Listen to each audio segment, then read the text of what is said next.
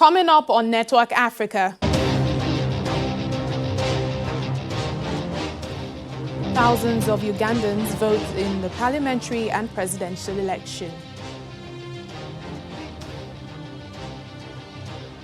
Rebels attack the Central African Republic capital Bangui even as tensions continue to rise.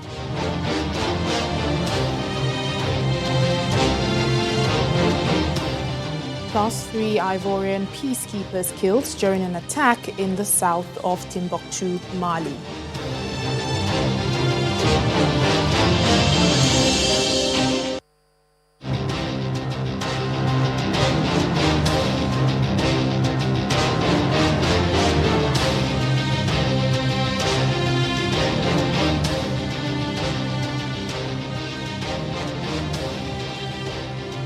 Hello and welcome to the program. I'm Layo Adegoke. It's D-Day in Uganda as thousands of citizens cast their votes in the parliamentary and presidential election. Polling stations opened across the country amid increasing tension and an internet shutdown that was hours before the election authorities cut off internet access.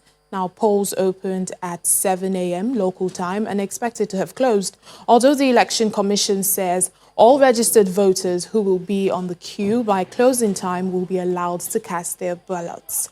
76-year-old President Yoweri Museveni is up against 10 candidates, including 38-year-old pop star Robert Kyagulanyi, popularly known as Bobby Wine. President Museveni is one of Africa's longest-serving leaders, and he says he is standing for stability in the country's hotly contested election. Now, in the run-up to today's election, campaigns have been marred by serious violence, which has seen many people killed. Shall be here until we vote. As long as 4 p.m. it finds us in the line, we have to vote because we want to change the situation. And I'm so sure our voters, they are ready to cast their votes on the side of the winning, and the winner must be Robert Kyagulanyi Ssentamu.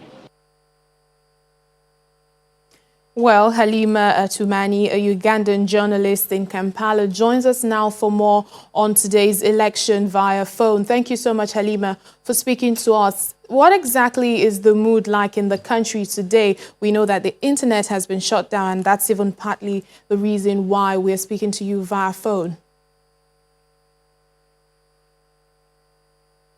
I think the world needs to know that Ugandans are great users or big users of social media. And one thing that the government did last night around 7 o'clock is cut out internet completely. So right now, it doesn't matter whether you have the virtual private network or you have, whatever way you're trying to bypass the whatever systems that have been put in place, they literally just cut that out. So that has left Ugandans to a certain extent rather cold and cut out from the rest of the world. But yes, Ugandans are very peaceful people. Today, they've come out in large numbers. Everywhere you go, they've come out to vote, and they're voting to continue. The queues are long. And people have just come out to vote for whoever they think they should be voting for. For many people, I think they've just come out to vote. People that I spoke to, many of them say, I've just come to vote. That my vote will bring the change that I want to see. So many of them, and some of them keep saying, well, even if my vote is, at least I would like for the winner to know that that the person I voted for has the support of the people. For the incoming president that is going to, we don't know who that is yet. What are the expectations, of the electorate, like you said, that all came out to vote today from the next president? What do they want the next president to, do for Uganda? We live in a country where you cannot say that systems are in place for the next person to come and say, I want this done. Uganda is an endemically corrupt country, so maybe the next president will have to think about that when they come into power. Our health system is still low. We still have, you still would go to a health center that does not have any medication. Women are still giving birth on the floor. hospitals or in the corridors or even doing back at home because, they do not have things. We have poor road networks. Our education standards are still very low. And there's just so much. We have really high rates of unemployment in this country. So the next president has a lot of work to do. That is only if they are going to be new. But if it's going to be the same person, then I think that Ugandans will just get another 5 years of the same. And finally, Halima, let me just ask you, when can we expect results? I know the whole world is watching to see how it all pans out in Uganda. According to the constitution, we are supposed to have results 48 hours after the election. So we are probably looking at late Saturday or early Sunday. But early Sunday only if something happens. So that means by Saturday afternoon, Saturday evening, Ugandans should know who their next president is. Is there going to be a runoff? We cannot tell until when the elections come. But yes, if in case there's a tie, which I'm not sure is something that Ugandans are used to, but I think that if that was the case, then definitely there would be a rerun. All right, then, Halima Atumani, a Ugandan journalist, will just have to wait and see how it all turns out. Thank you so much for speaking to us on Network Africa. Meanwhile, UN Secretary-General Antonio Guterres is calling on all national stakeholders in the Uganda election to ensure that the presidential and parliamentary elections are conducted in an all-inclusive, transparent and peaceful manner. Speaking to reporters in New York, UN spokesperson Stefan Dujarric says Guterres is concerned about reports of violence and tensions and is asking that all political actors and their supporters to refrain from the use of violence. The Secretary General calls on all national stakeholders to ensure that the polls are conducted in an all-inclusive, transparent, and peaceful manner. He is concerned about the reports of violence and tensions in part of Uganda ahead of these polls and calls on all political actors and their supporters to refrain from the use of hate speech, intimidation, and violence. Any electoral disputes should be resolved through legal and peaceful means. The Secretary General further calls on the Ugandan authorities, particularly the security forces, to show restraint during this period and to act according to established human rights principles. The Secretary General reiterates the commitment of the United Nations to support the country's effort to promote sustainable development and build a prosperous future. Moving away from Uganda, rebels in Central African Republic have attacked the capital in an escalating election conflict. The attack happened early on Wednesday, but authorities say the rebels were repelled by President Faustin Archange Touadera's security forces and the United Nations peacekeepers. Helped by newly arrived troops from Russia and Rwanda, the CAR army has been battling groups seeking to overturn the December 27th vote in which Touadera was declared victor, despite claims of fraudulent activities. Now, the United Nations 10,000-strong peacekeeping mission said one of their soldiers was also killed. However, the city is now set to be calm, with security forces patrolling and manning checkpoints.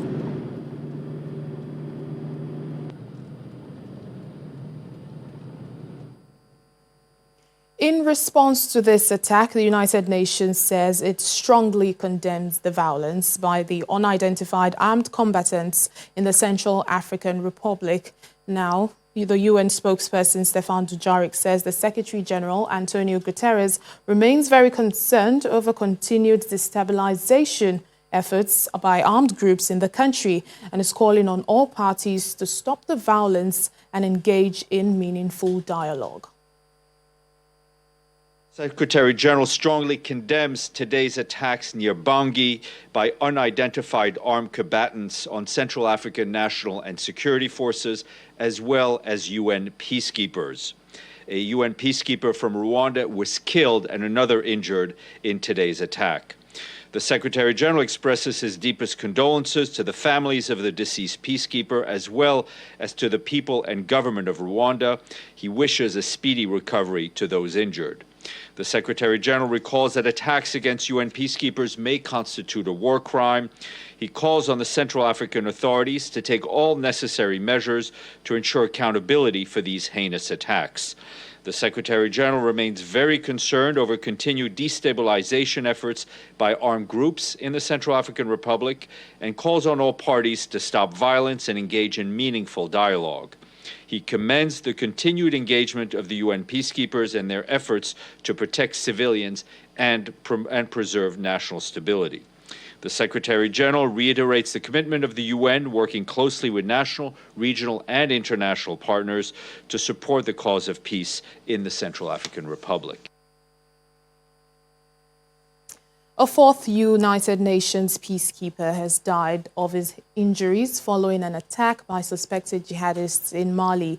5 others are said to have been wounded when their convoy struck an explosive device and came under fire near the town of Bambara Maoundé in the Timbuktu region on Wednesday. Now, the peacekeepers who were part of the UN mission in Mali came from Côte d'Ivoire.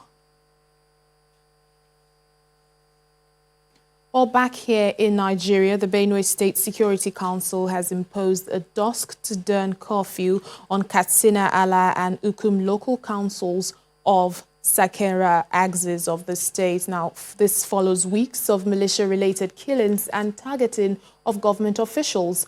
Briefing journalists at the Government House Makurdi, the Deputy Governor, Mr. Benson Abonu, warns that anybody found violating the order or riding motorcycles, which remained banned in the area, would face dire consequences. Security Council has recommended and government has accepted to impose an 8 o'clock in the evening to 6 o'clock in the morning curfew in Ukum and Katsina local government areas respectively. However, as I said before, in emergency cases of people that must be moved from one location to another in order to save their lives, such people, upon proper explanation, should be allowed to be moved accordingly.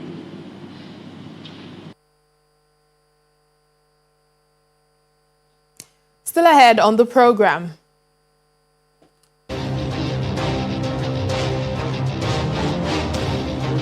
It's New Year celebrations for the Amazigh people in Algeria. We'll fill you in on the festivities after the break. Please stay with us. Welcome back to the program. Let's take you back to one of our top stories for today, the elections in Uganda.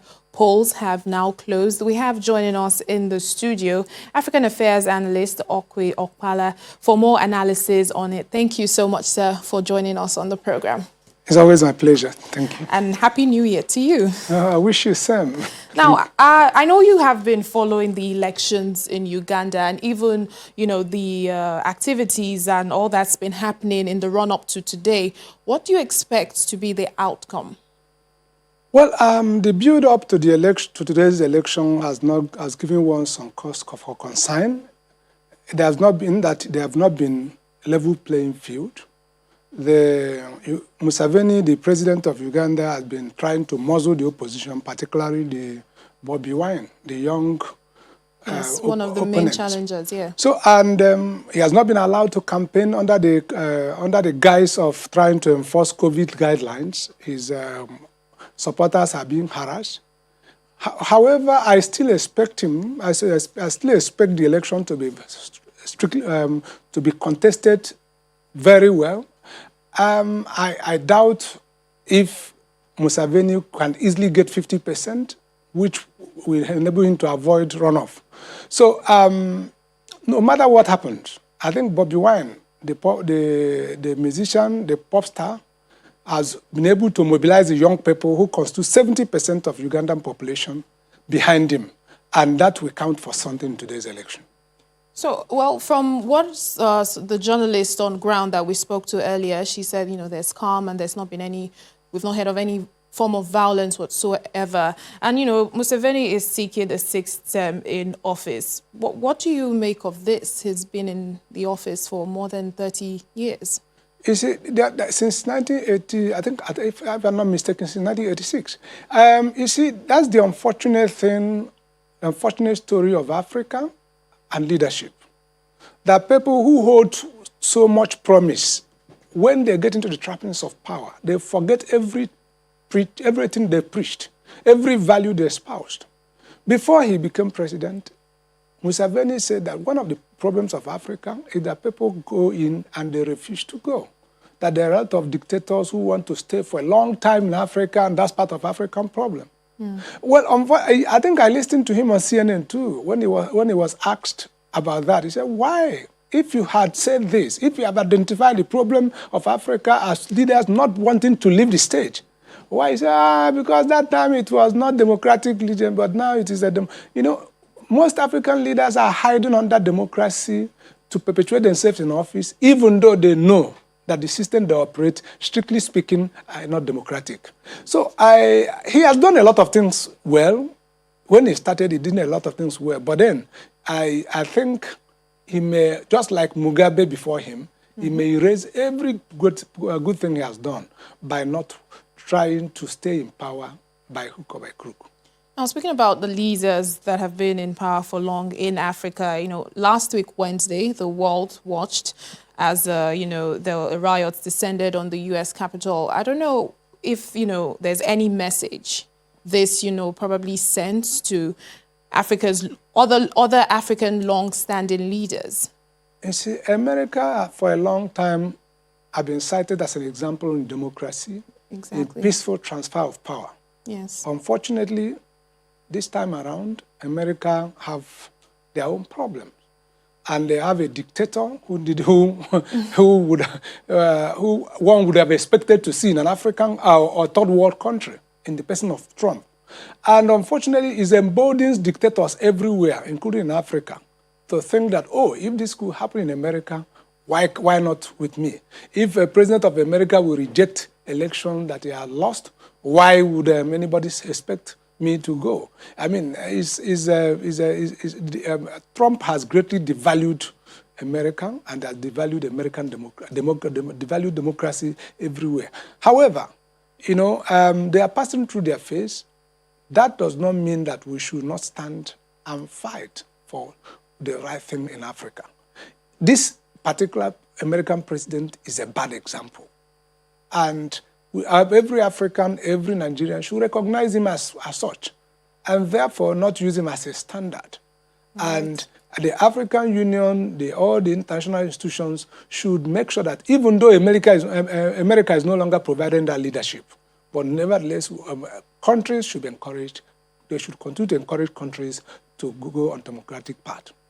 All right, then we'll just have to wait and see how, you know, Uganda comes out of its elections, the results, I beg your pardon. Well, we'd like to thank you, Dr. Okwi Okpala, African Affairs Analyst. Thank you for your insights on Network Africa. It's always my pleasure. Thank you.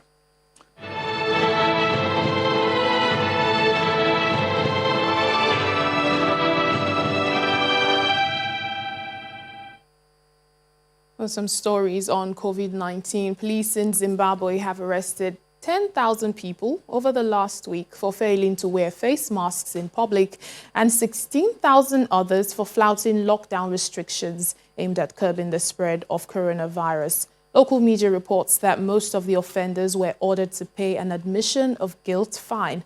Now, a hard lockdown came into force on the 5th of January after cases doubled last month because of festive season gatherings and traffic from neighboring South Africa that is experiencing a severe second wave of the virus. Now, the highest number of daily deaths from coronavirus in Zimbabwe was 38 that was recorded on Wednesday. Currently, more than 9,000 people have contracted the virus.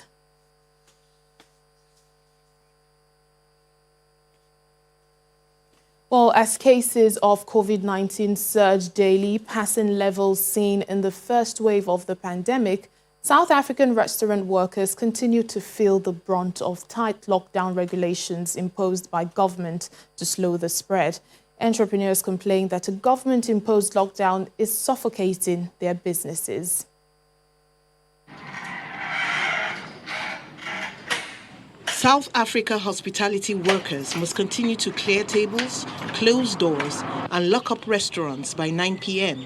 in accordance with tighter lockdown restrictions imposed by the government to slow down the spread of the virus. President Cyril Ramaphosa has said that level 3 restrictions would be extended for the safety of the country. Since New Year's Day, we have recorded nearly 190,000 new coronavirus infections. The country has recorded more than 4,600 COVID-19 deaths so far this year. Restaurant owners and associations across the country have been pleading for leniency since the start of the outbreak. The sector continues to suffer from permanent closures and loss of livelihoods. To have hope, things are going to change, although it all depends on how people handle themselves and how people are taking this whole COVID thing. Because the reason why we have a hard lockdown is because of the numbers that are surging every day. So that will mean people will lose jobs either, everyone, including me. That will be sad news. The hospitality sector continues to suffer loss of revenue, leading to permanent closures and the loss of livelihoods. It's already impacted business a lot with even it being level 3, but it's not something that we look forward to. It means a lot of job loss in the hospitality industry. We won't even know where we stand with our shop here at Parkhurst, so it's quite scary. South Africa is the continent's worst affected country. It's seen a rise in cases driven by a new virus variant that is believed to be more contagious. President Ramaphosa said earlier in the week that the country had secured 20 million doses of COVID-19 vaccines, which would be delivered mainly in the first half of the year.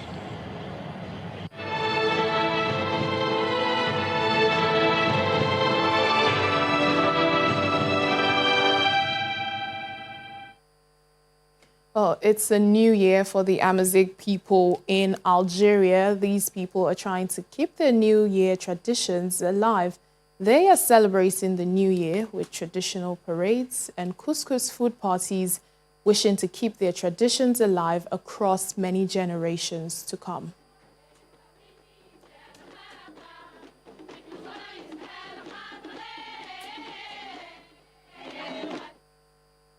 That's it on Network Africa for today. Thank you so much for watching. I'm Layo Adegoke.